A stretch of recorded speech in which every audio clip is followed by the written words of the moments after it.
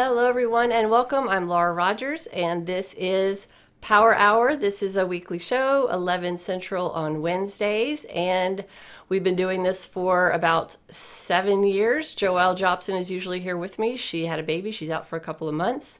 But we talk about topics all around Microsoft 365, and our topic today is external users, so guest access, external sharing in Microsoft 365. So the fun part about Power Hour is that it's live. You never know what's going to happen, and we have a live chat going on over in Microsoft Teams. So wherever you're watching this video, you could scroll down and there's a form to fill out to request to join in Teams, and we'll send you an invite. And we ask questions, have an informal discussion, and it's a blast. So I'll go ahead and get started with our topic. And then I'll show you real quick how to get to, once you get into Teams, how to get to the chat. So external users, guest sharing. We last covered this on Power Hour 5 years ago. I cannot believe it's been 5 years. And a lot has changed and a lot has not changed. So it's still confusing. There's a lot to it. Now, since last time we covered it, Teams has come into the picture. Teams wasn't a thing when we went into this before.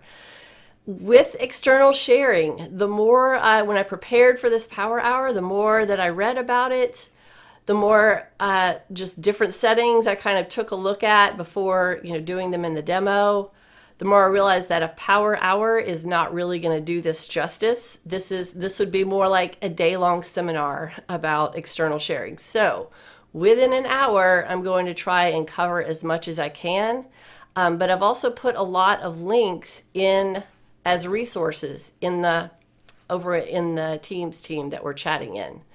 So it's a lot. The good thing about some of these resources is that they have, because you all are going to have a lot of questions. I know having to do with external sharing, there are going to be a lot of questions, and there are a lot of different levels of external sharing.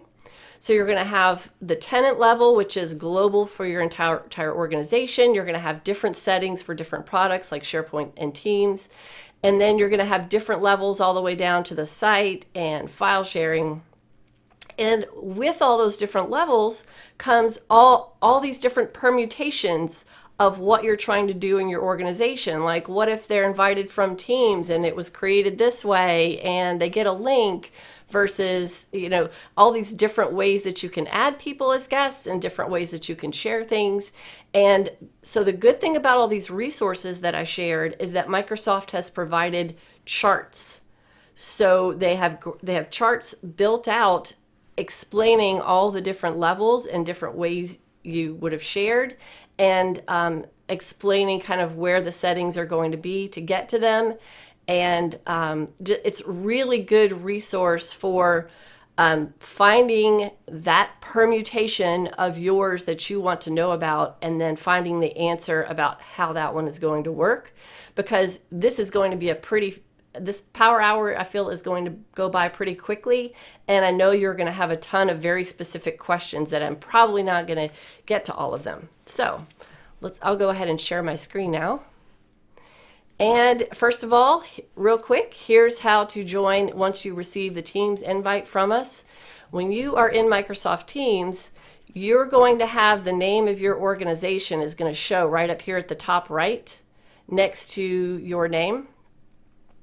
And you're going to click that and switch it over to be IW Mentor Power Hour.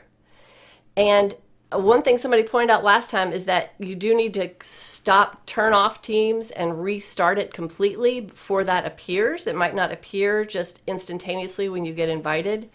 So once you go over this, then you'll be in our tenant. This is our Power Hour tenant, and you'll have one team with this general channel in it. And when you're on the general channel here, you'll have several different tabs across the top. So this is where I post a tab for each Power Hour that we hold. So today's Power Hour is the last one here. And then, so you can click on this to get to today's Power Hour. And of course you can go back and look at the other conversations. But this is really cool because in Teams we can have this YouTube video that I'm showing, and we can have the chat. You just click to see this little chat link here, and you click the chat link, and that way now you can see that we're chatting. You all are chatting about the Power Hour while we're having Power Hour. So that's how you get to that. And then for today, I've put several different really good resources. If you go to posts, and I pinned it in here. So if I go to, I have resources today about external sharing. If I click the little information, if it kind of, there's too much scrolling and you can't find it, if you click the little information button at the top right, it will say pinned posts. So this is where you can see resources for today about external sharing. So that will take you straight to all these resources that I just posted that, or go ahead and grab those links, and those are going to be really useful, especially when it comes to all those nuances and all the details about external sharing. So I'm going to go through as much as I can with external sharing, and we'll see how much we can cover in this really quick hour. Okay, so go back to the chat here, and already lots of questions. Okay, so let's start with just a quick concept, and then I'm going to go into I'm going to start really at I like starting at the top level.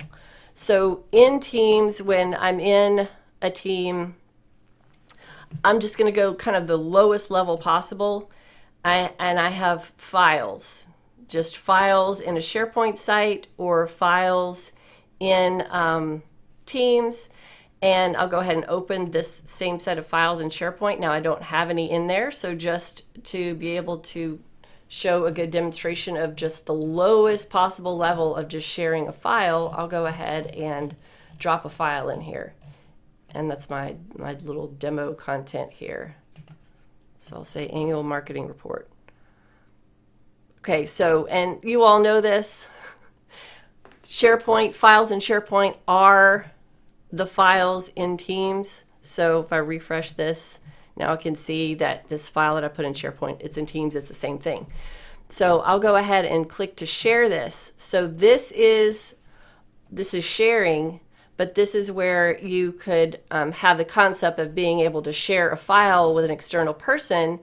And so what we're going to go over today is the capability of having where you can set up the sharing. So what is an external person? First of all, an external person is somebody that's not in your organization, somebody that is, so if I'm iwmentor.com, that's my company, that's what everybody in my tenant has on our email address, and I want to share with an external person. An external person is somebody that works at a different company that is not an iwmentor.com employee. So that's the definition of what an external person is. Some external people are going to work at a company where they actually also have Office 365, and that's also helpful because it just makes the whole thing smoother. And but when you're sharing, you could technically share with anybody. So let me see if I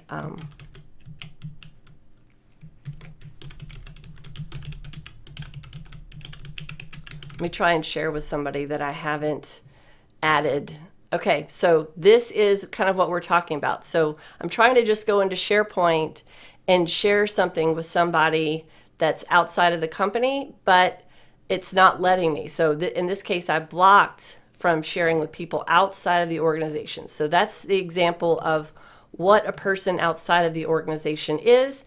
So now we're going to start at the very top level and kind of go down as much as we can. But external sharing, like I said, it's got so much, it's got so many settings in so many different places. It is confusing, and there's not really anything I can do about the fact that there are so many different settings in different places. I'm just going to try and show them all to you. All right, so when I start off, the highest level is really in Azure Active Directory. Now, I know that most of you are probably not tenant admins. You're probably not global admins at your company. A lot of you are, though. So a lot of you, I just know from the survey that I sent you, a lot of you are the SharePoint person at work, and you are the admin because you're small and medium businesses. So the highest level is here in Azure Active Directory, and we have these external collaboration settings.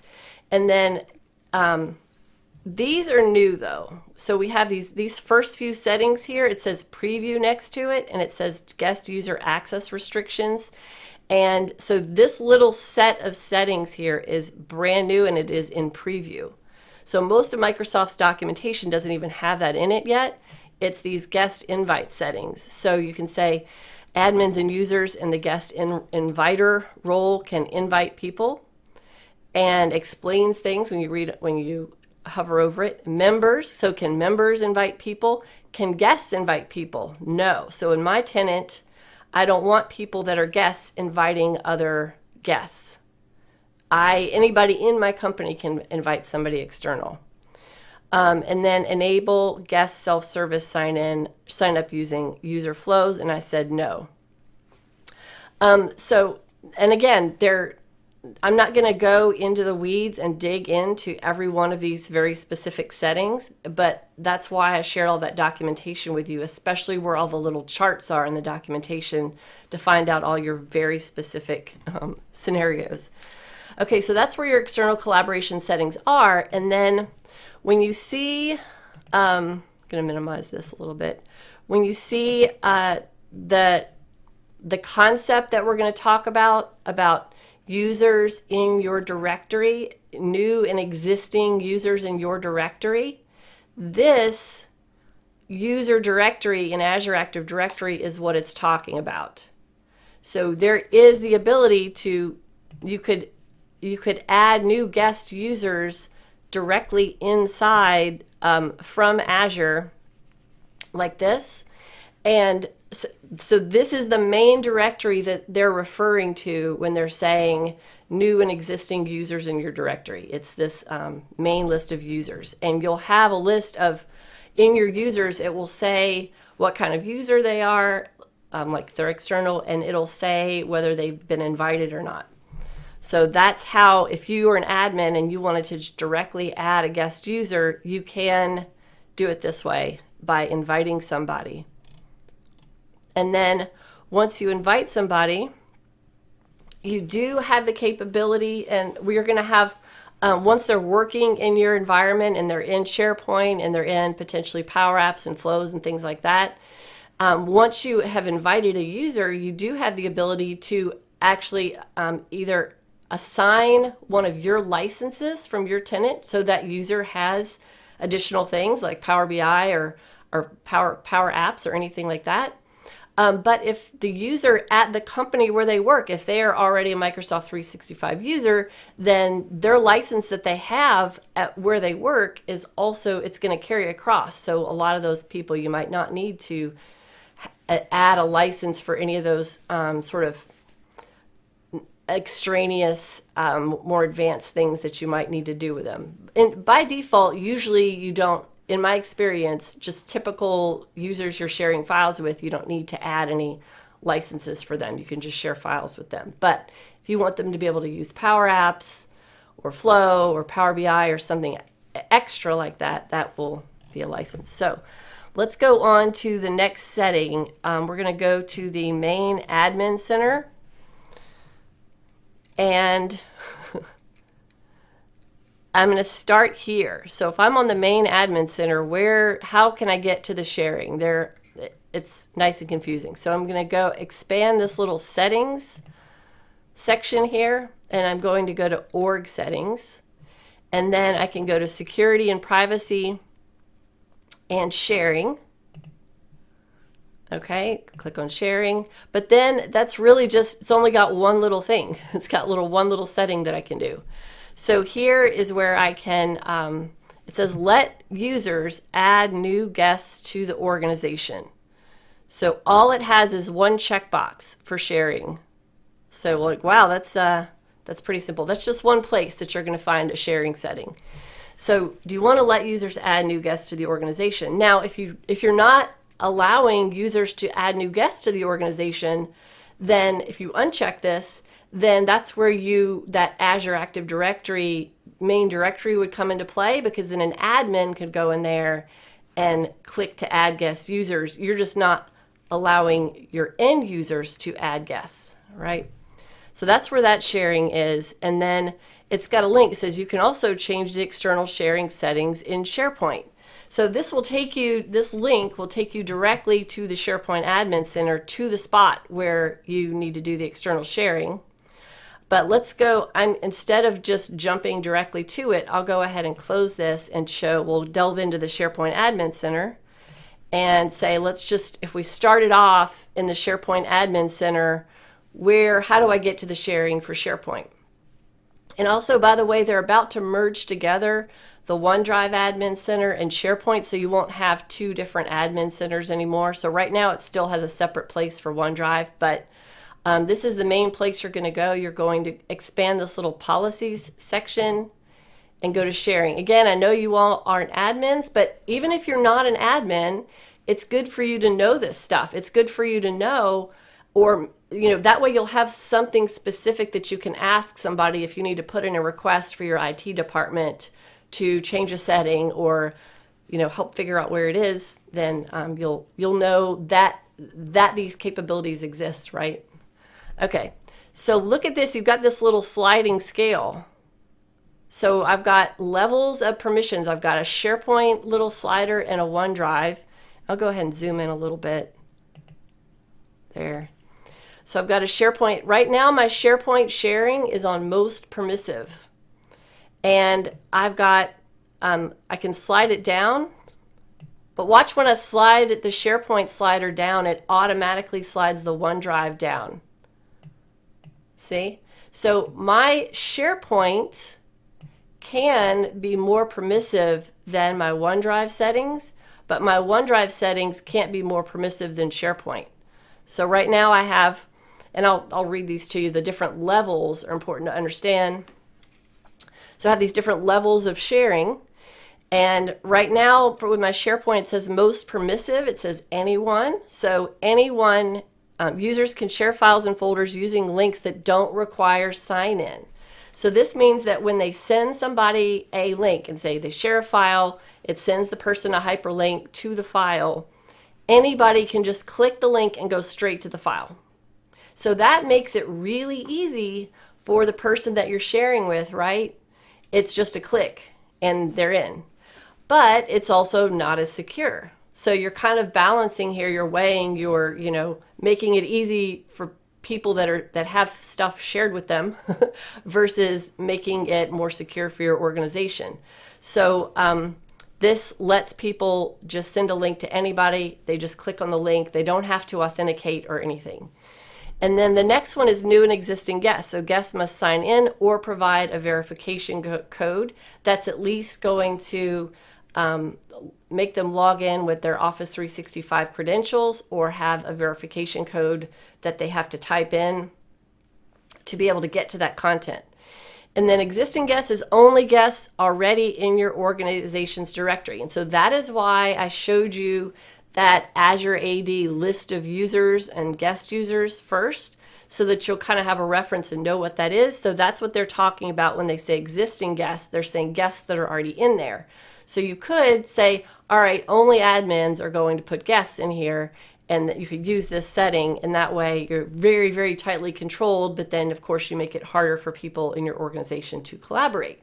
What happens in Microsoft 365 when we make it too hard for people to collaborate? This is an interesting, also kind of sliding scale, because when we make it too hard for them to collaborate and we block things, then they just go use other stuff. They're going to go to Dropbox, they're going to go to Box.net and all these different other products, or Slack, and they're just going to figure out a way to do their sharing, and they're going to go do it some other way.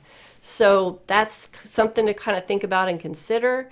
And when you're, because I have an admin background, I was a SharePoint admin, so I tend to want to lock things down and block things. That's where I'm coming from. But you also just have to think about weighing, all right, allowing them to do stuff, and then kind of just have the reporting and the controls in place where you can get a handle on what's going on, right? So those are the different levels. And then of course, if you go all the way down to the least permissive, you have only guests, only people in your organization. So no external sharing allowed if you drag those little sliders all the way down. And that applies to SharePoint and OneDrive. And remember, Teams files are also, they are SharePoint. Okay, more external sharing settings, limit external sharing by domain. So if you have a specific set of company or companies that you do a lot of business to business with, then you could just type only their domains in here and only allow, or you could block certain domains and allow everybody else for sharing. Allow only users in specific security groups to share externally. So that's where you could type those in here. If you say, I've got only some certain people in IT, or only this certain set of people that we've vetted and have been trained and understand the ramifications of sharing externally, then you could say create an Active Directory security group, put those people in it, and then put that security group in here and say only the people in that group are allowed to share externally. So that's another really good way to tightly control it. Guests must sign in using the same account to which sharing invitations are sent. So if you send an invite to Bob's Gmail account, but Bob really works at contoso.com, you just didn't send it to his work account for some reason, Bob's not going to be able to use his Office 365 work account to get to that content. He's going to have to use the email address that you sent it to. So that kind of forces you to be more particular and understand when you're sharing that email address you're sharing it with, to make sure that the person is sharing the right one and that it's Office 365. Allow guests to share items they don't own.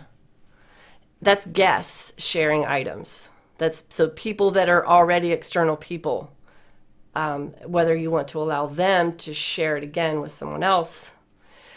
People who use a verification code must re-authenticate after this many days. I think that's a good idea, but that's going to be that additional check just to make sure that they're re-authenticating and you don't have just all these links floating around that anybody could click on forever. And then file and folder links. So this is where it gets down to more of that end user interface and the experience of sharing a file or folder. Now, kind of usually in Power Hour, I'm kind of looking at all your questions and chatting through and talking about your questions while I'm going through things. But there's so much to the external sharing, and I'm really trying to make it go in the right order and go through these topics in the right order, top to bottom, and not kind of go off on tangents. And this is a topic where with external users, I could easily just go on off all these different tangents into Teams and SharePoint and all the different permutations. So right now, I know you'll probably have a lot of questions in the chat, and I'm going to get to those after I kind of go through a few more things, because I just don't want to let myself go off on tangents because I have ADD and I do that. Okay, so another thing that you can do, this is what those links are going to look like when people are sharing things. So choose a type of link that's selected by default when users click to share files and folders in SharePoint and OneDrive. So what does that mean? That is that share, this share interface. So this setting right here, when you're sharing something, this is what you're controlling for in the setting that we're in right now in the SharePoint Admin Center. People in IW Mentor Power Hour with the link can edit. So this is kind of another sort of sliding scale, right, of different settings. Now the default, apparently in my organization, is people in IW Mentor Power Hour. That's what I called the tenant. Can with the link can get to this content. People with existing access is really good, because it doesn't split off and give that item different permissions. So in SharePoint, you have all these different levels that you can break permissions and break permission inheritance and share individual items. And a lot of the times you end up with a big mess in SharePoint of sharing and permissions, and you don't even realize it because people are clicking the sharing link. And when you share it like this, and you just send the sharing link to somebody, you're actually breaking off the permissions and you're giving that item its own unique permissions, and its own unique sharing link for that item, which ends up being kind of messy in the long run. So I usually love this next setting here, people with existing access. This way, it's just doing really what it says it's doing. It's just sending them a link.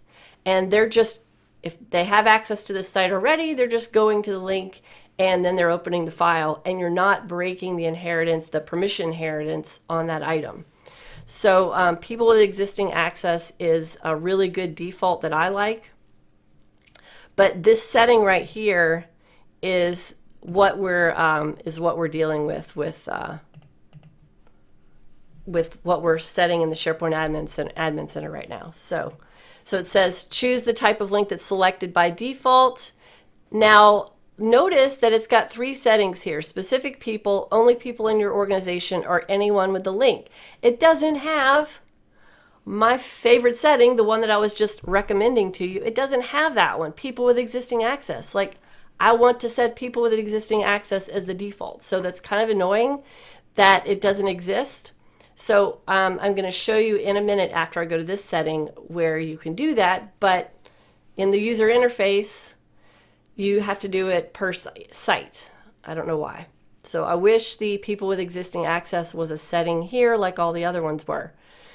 So I have, this is the default for, this is the global setting for all SharePoint sites that are created, what that sharing setting is going to be. Choose the permission that's selected by default. I like setting this to view. That's up to you and your organization. So this means that when I send this link to whoever, let's see,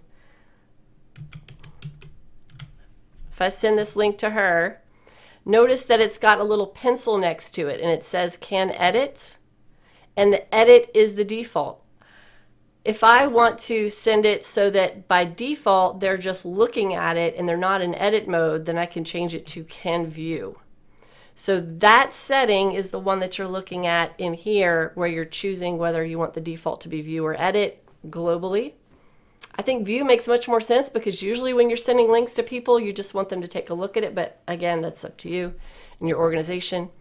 Choose expiration and permissions options for anyone links. So if you are sharing with anyone with the link right here, now you still at least have some controls over it. So these links will expire. So this way you don't have all these hyperlinks that you might have shared out for files just kind of floating out there in forever, just that anybody could click on at any point to get to that file. You can at least make them expire. So that these links must expire within this many days.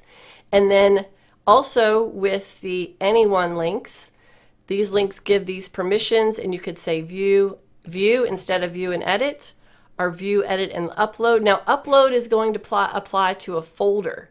So if you share a whole folder with somebody and you allow them view, edit, and upload, that means that that external person can also add files to the folder, which might be nice, might be something that you have as a requirement to be able to share those and have the person add more files. So view, edit, and upload is what that is by default, so you can change that to view if you want. Show owners the names of people who view their files in OneDrive. Let site owners choose to display the names of people who view files or pages. And use short links for sharing files and folders. I mean, why not? Why wouldn't you want short links? So I went ahead and changed those settings and I click save. So that is the sharing. You get to it in the SharePoint Admin Center. You also have a couple of other places. So where I came from up here in the main Global Admin Center, and I went down to basically the sharing, and I went to the SharePoint sharing specifically. Now I'm going to go one more level down the SharePoint path, and then I'm going to come back up to this level and go down a couple of other paths that exist right here on the screen. So I'll go down to the SharePoint Admin Center, and I'm going to go to my sites, and I have I just created a couple of sites just right before I started Power Hour to show you that you have external sharing settings that go down to the site level, and you have some defaults. So I went ahead and created them brand new right before I started Power Hour so that we could see, as of now in February 2021, this is what the default settings are when you create a new site for external sharing. So in the SharePoint Admin Center, you can go to an individual site. This is a team site. And you go to Policies and External Sharing, and you click to edit that. And then this is the default setting because I had my settings very permissive in that main global setting. So your settings here within an individual site can't be more permissive than the global settings. They have to be at or below. Now, even if you have your global, now you might have noticed that my SharePoint was the most permissive setting. Even when your SharePoint is at the most permissive setting of anyone, all of your new sites are still going to have the default of new and existing guests. Now, if your SharePoint main global setting is lower, is a couple of notches lower in that little slider, then those top items are going to be grayed out here. They're going to be grayed out. You're not going to be able to select those. You're only going to be able to go less permissive, not more. So this is the default setting, new and existing guests on this site. And here are a couple of other settings you can do at the site collection level. So you can say limit sharing by domain if you want this one site to only be allowed to be shared with people at a certain company or blocked from a certain company. Like if I'm Pepsi-Cola and my competitor is Coca-Cola and we have very sensitive documents in here, I want to say make sure that people at the competing company cannot, no matter what, have files shared with them on this site. So I guess that's an example of why you'd want to block a specific domain or block, anyway, whatever you want to block there. So you also have, okay, here's the setting that I was showing you a minute ago that was like a sort of a little annoying pet peeve. This thing, same as organizational level setting for the default sharing link type. And it's set to only people in your organization. Remember I was saying that people with existing access checkbox, that this thing, people with existing access. Remember I was showing you that this doesn't exist in that global setting, the org-wide setting, and that was annoying. Well, you can go to the site level and you do have a people with existing access option. So that's kind of annoying to have to go an extra step to each site collection and change it to that. There's probably a PowerShell script that would allow you to do that. I'm just not going to start delving into PowerShell. I don't really have the time in this Power Hour to kind of go off on tangents like that. But this is where that setting is, people with existing access, if you want to do it on a site. And then the default, this is that same setting I showed you where by default it gives them that little edit icon or view for that file or folder that you're sharing. And if I want it to not inherit from the organization, I can change it to edit or something like that. So then I can save. So that is my sharing on one site in here.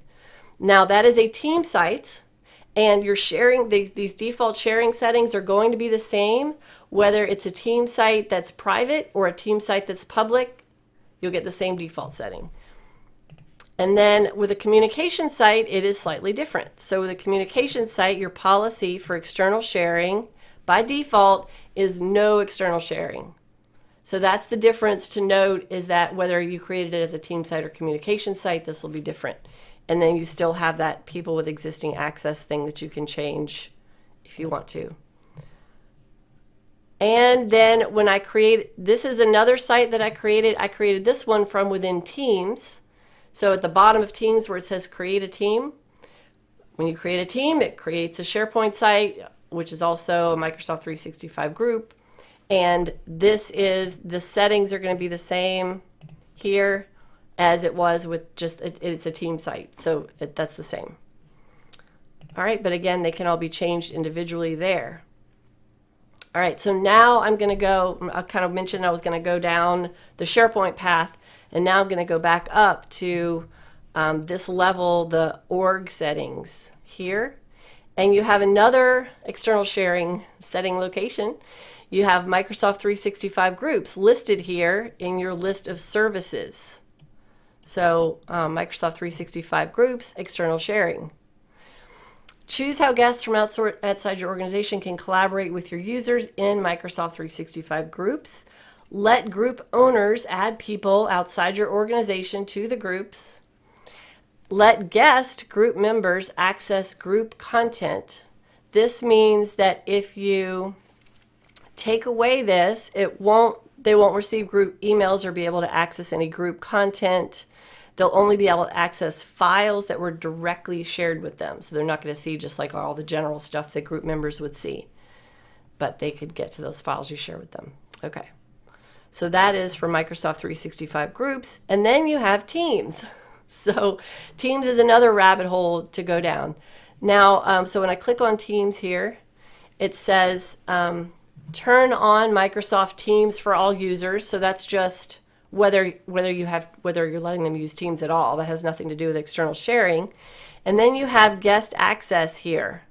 So it says allow guest access in Teams. So that's whether or not you're going to allow people to, when they're clicking to add members just directly in Teams, whether you're going to let them add guests or not.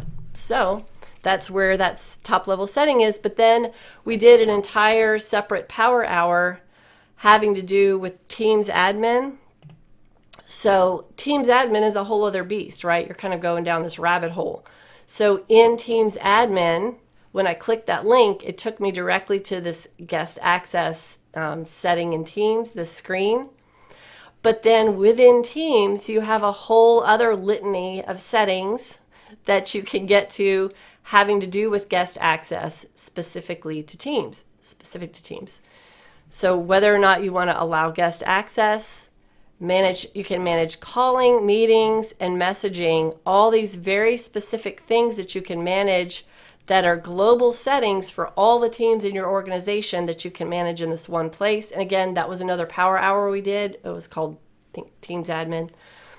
And this is where those settings are going to be for that will apply to all of your teams. And then within Teams, so now we're kind of going down the Teams rabbit hole, right? Then within Teams, you have other, so I'll just go to this. This is that little test one that I created right before we got started. And I'll go manage my team. And then I have settings in a team. And this is member permissions and guest permissions. So this is whether you want guests to be able to create channels, create and update channels in that one team, and whether you want to allow guests to delete channels. So it gets very specific, right?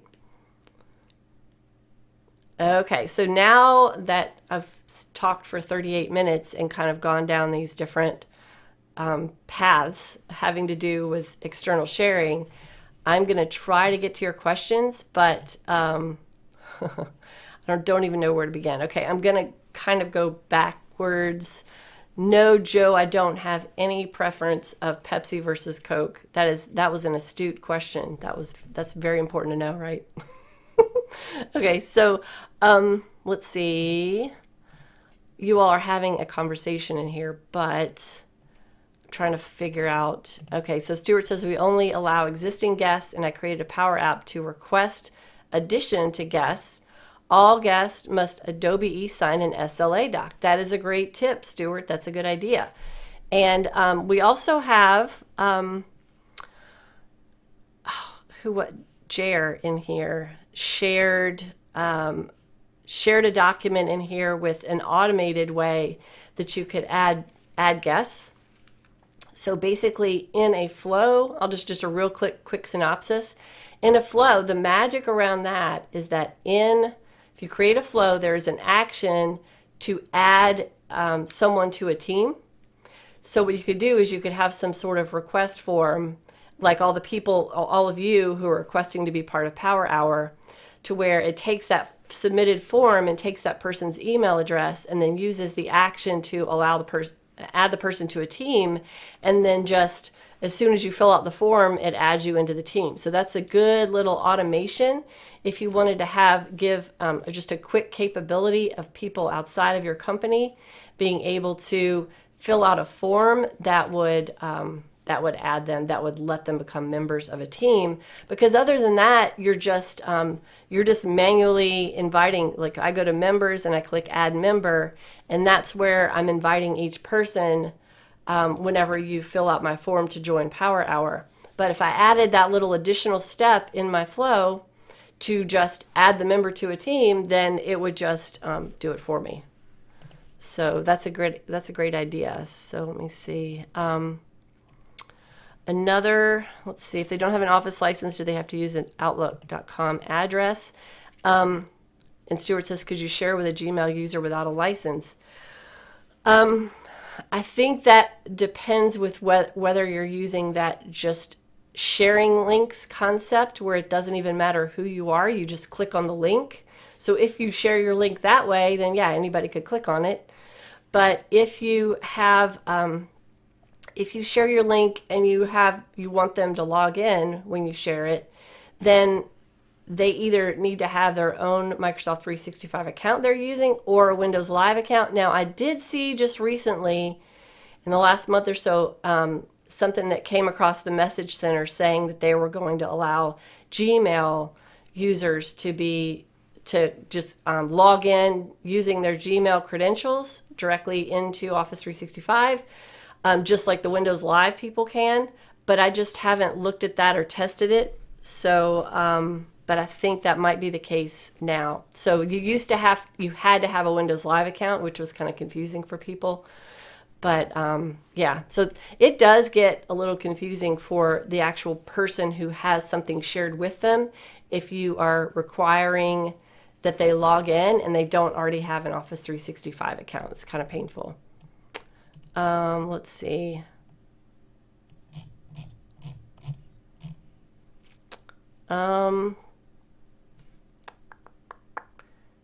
Yes, so to answer your question, so let me just show you that real quick.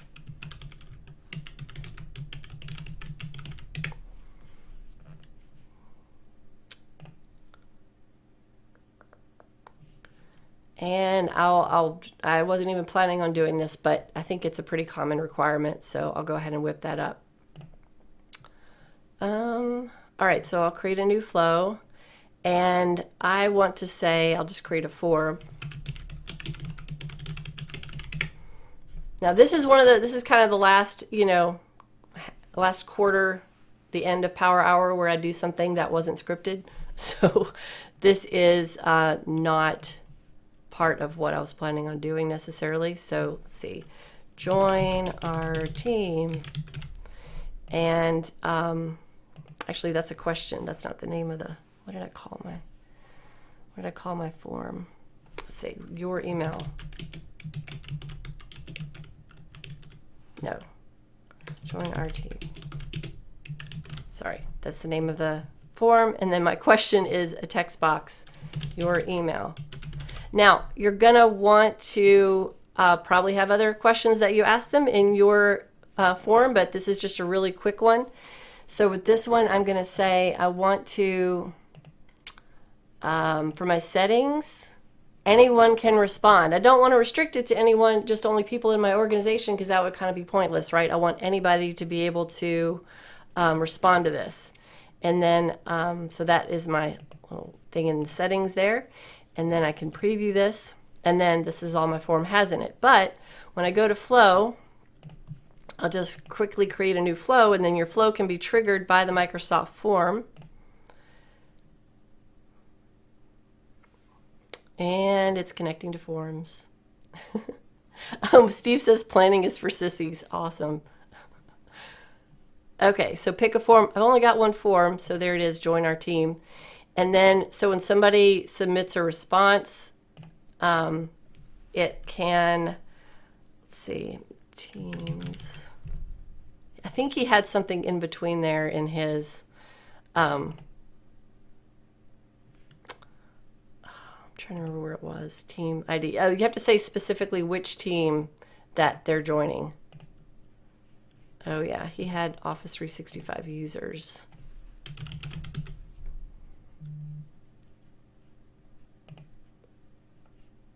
Get user profile. of who, of, oh, I have to go, sorry, every time you use Microsoft Forms action, you have to do an additional action to go get the response details, which I'm not sure why you have to do that, but I don't have any metadata about what they filled in unless I do the get response details action. I was trying to do this too quickly.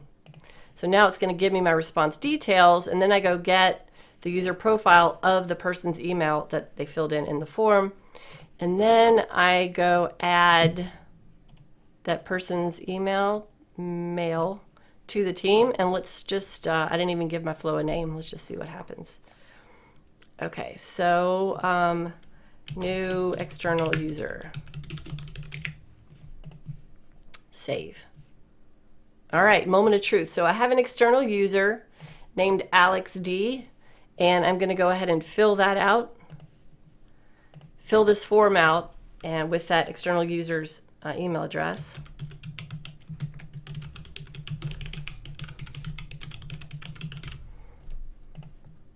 Okay, and that should be kicking off my flow. And let's go see. All right, failed. Awesome. Okay, it didn't find them, so it didn't add them to the team. Let me see if I can get it to skip that this one. Configure run after. Oh, where is that link that Jer sent? That document that he sent.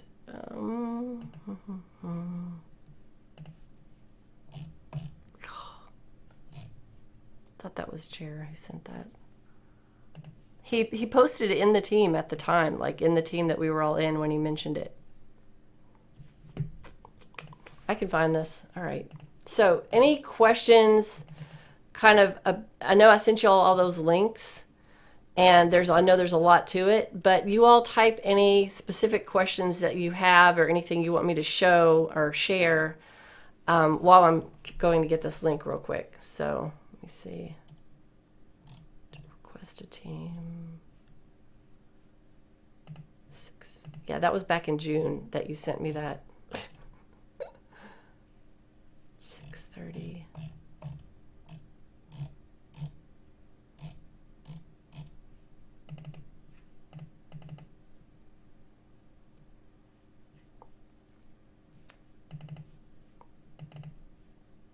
Team request approval. Okay. Let me see. I'm going to try and import it. Now that will be interesting. Okay. You all are talking about, okay, so if the requirement is that they be a member of guest, there wouldn't be a profile, would there? Yeah, that is true, but I was just trying to remember what he had in his PDF that he sent me.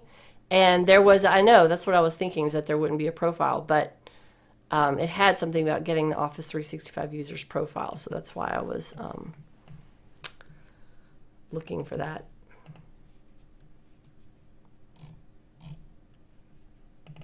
Request team, flow, open. Let's see if that works. So far, so good. No errors. I see it's uploading. Okay. Create as new. There's mine. And go.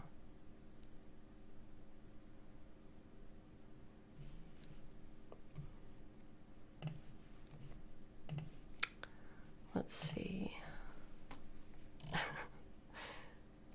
Oh yeah, great. So thanks, Nick. So Nick shared, while I'm waiting for this to import, so Nick shared a great link, and this is a link that you could use to share with people that you are doing external, you're sharing things externally with them. If they don't already have a Microsoft 365 account, that's going to give them the instructions on how to go ahead and create that live account. I had a customer one time that had to share, this was probably about 5 years ago though, they needed to share something externally, and they asked me to go ahead and email all, it was like 20 people, and kind of get them all set up and kind of walk them through creating the live account and all that. It took about a month because people got confused. They didn't understand. They weren't, I went ahead and just tried to create the live accounts for them, but then they weren't ever clicking the link and logging in, and they didn't understand what, what the login was. And it was kind of a mess. Oh, okay. So here, when a team request item is submitted,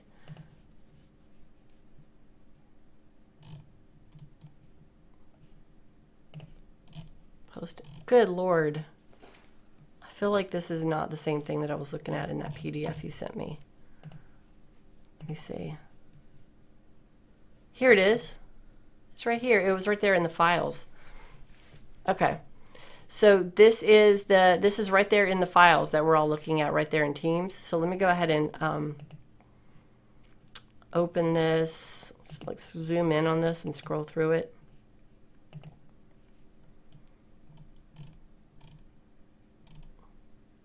Okay, yeah, so you're manually triggering it. In this case, I wasn't manually triggering it. I was just putting the person's email address in a Microsoft form. But this is the same concept. You're just taking an email address and you're putting it in there. And then you're searching for so this is search for users. So I didn't use the search for users action. Will that make a difference? And then you're adding them to a team. It says add guest user to team via Power Automate. So search for users is not what I used. Yeah. So it was just a different Office 365 action. Okay, so this is the one that I just created. And instead of get user profile, delete that and search for users. Still, I wouldn't think that it would search for users that are not in your org. That's pretty cool if it does. All right, let's go back to it will only work with one email address per run. And the search term is just that email address. There's nothing else to it. So I'll go ahead and go back to that. So your email that's the person's email address. And I'm just adding that mail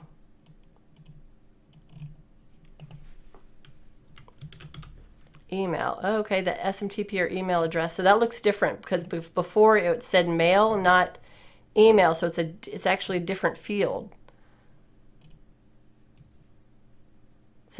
He's using user ID. There we go. Not email, but user ID. Okay, now let's try this. And I'm just going to test it with the one I already submitted. Magic. You didn't miss anything, Valerie. Just, the usual breaking things and trying to fix them. Oh my goodness, look at that. Okay. It says that it ran successfully, but this part is grayed out. So let me see. I'm logged in as this external user. Let me see if I got, oh my goodness. Let me see if it, no, I don't see that email. I don't see the invite email. So it says that it ran successfully, but it's not, I didn't get the invite. So I don't know. Let me move that back out of here and try that again. So technically, I guess it could be multiple users because it's searching for users. So that makes sense.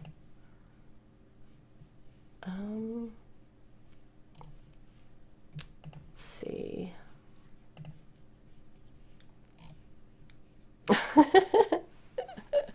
Yeah, so I went through, Valerie. Let me just do a recap. So it says add a user to a team, add a member to a team. But it also says preview. I'm going to try it one more time, and then I'm going to do a synopsis. We'll just see if Alex D gets the invite. Yeah, see, it says that it did it, but this action is grayed out, so that's what... Oh, it's because it didn't find that person. Okay, I'm going to do a synopsis now. All right, so here's what we have. We have the very top level having to do with external sharing. we have Azure Active Directory, and that list of users is your main list of users that it's referring to. Anytime you see members that are, users that are already in your directory, that's the directory it's talking about. And then the next level you have down is your Office 365 Admin Center.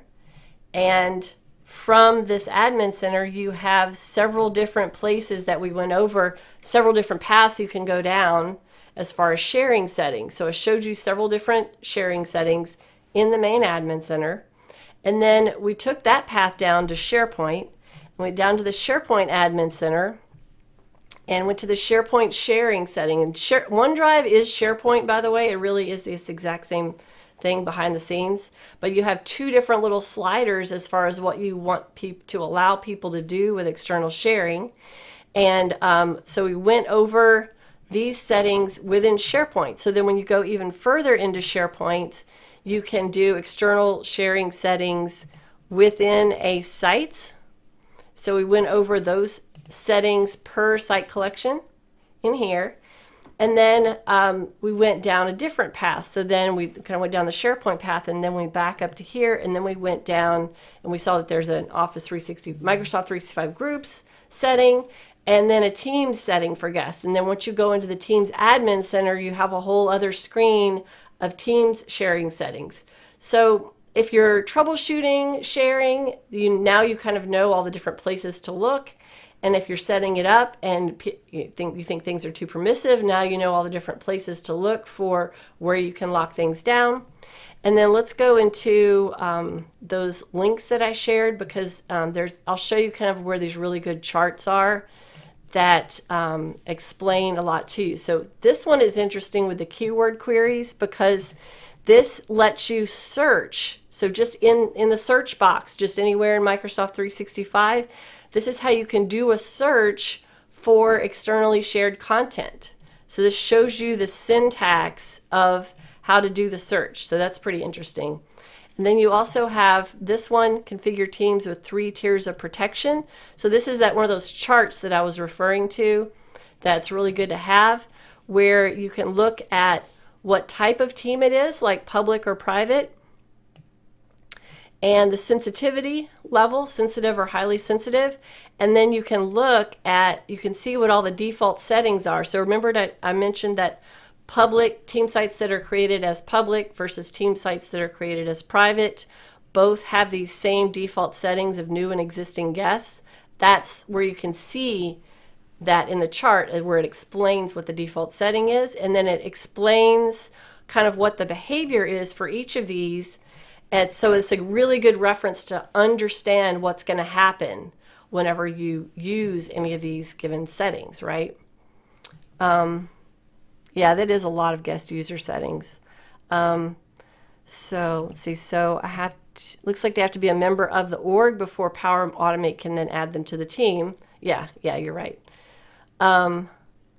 So let's see. I'm looking for any other questions as I'm going over this. All right, let me go back to the next link, the next sharing link, the next reference link. So this is create a secure guest sharing environment. So this even shows you, this is where you kind of get into the weeds. So, at the very beginning of Power Hour, I mentioned that we have all these different tangents that we could go down, and that there could be a whole day about this topic. So this is one of the different paths that you could go down, where there's a lot to learn and understand.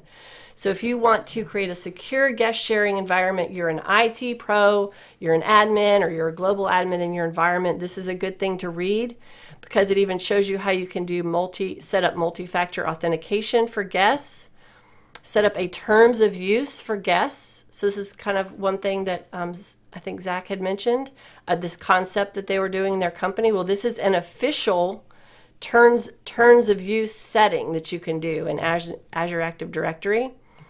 And then it said guest access reviews. So when access reviews in Azure, you can automate a periodic review of user access to various teams and groups. So by requiring an access review for guests, you can help ensure that guest users don't retain access to the sensitive information for too long. So this is a setting, another setting in Azure Active Directory for guest access reviews. So kind of, can get into the weeds with reading all that. And then this is a good just guest sharing settings reference. So all those different settings that I was showing you in all those different places, this is like one big page that explains all of those settings and shows you what to click on to get to them, and has very detailed explanations of every single thing that I demoed.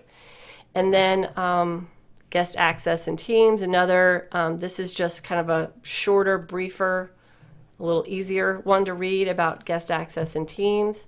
And then restricting guest access permissions. This is that new setting. So remember the very first thing I showed you in Azure Active Directory, the organization, the sharing settings, and I said that these were in preview and they weren't even in most of Microsoft documentation. So this is the documentation about that brand new preview set of settings. And then this is kind of where I started when I started down this path, was external sharing overview. So this overview here is going to go down. Look at all the stuff down below it. It's even got report on sharing, restrict domain sharing, everything. So in our day-long seminar, these are all the topics we could delve into, right? All right, well, it is the end of the hour. So thanks, everybody. I know usually I have more conversation and more kind of talking through your questions and things like that, but this was, I guess, a little bit more formal this time, just because there's so much to talk about with external sharing. So thanks, everybody, for coming. Thanks for watching. Subscribe to my YouTube channel. And we're not having Power Hour next week because of Microsoft Ignite online, so go register for that. Go to all the sessions, and I'll see you after that. You can go to iwmentor.com and click schedule to see when the next Power Hour is going to be. Bye, everybody.